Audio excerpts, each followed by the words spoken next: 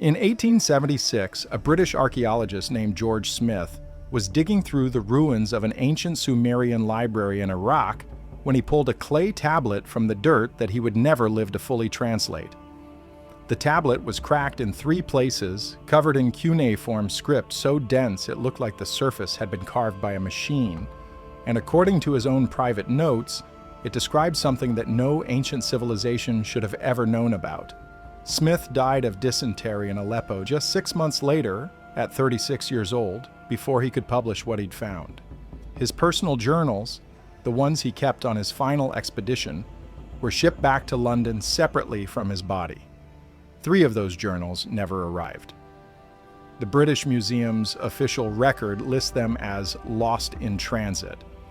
But a clerk who worked in the receiving office at the time wrote a letter to his sister in 1879, mentioning that he had personally cataloged 7 journals when the crate was opened. Only 4 were eventually filed. The other 3 were taken into a private office by a senior curator and were never seen again. The tablet itself was packed into a wooden crate shipped to the British Museum and quietly filed under a catalog number that, for over a century, almost no scholar would publicly discuss. Today, that tablet sits in storage. You cannot photograph it. You cannot request it without institutional credentials.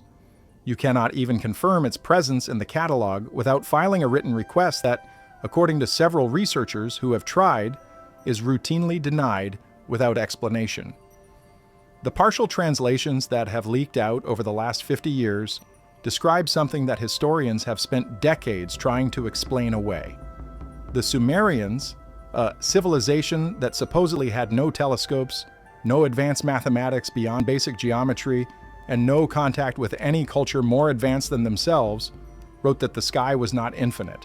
They wrote that it had a ceiling, a physical, measurable ceiling, and on the other side of that ceiling, according to the tablet, was something they described in such specific detail that modern researchers have called it the single most disturbing document to ever come out of Mesopotamia. The Sumerians called this region above the ceiling by a name that translates roughly as the place of the watchers. And the tablet does not just say they exist, it says they are watching us, right now, from a specific location, with specific intent, and it includes coordinates.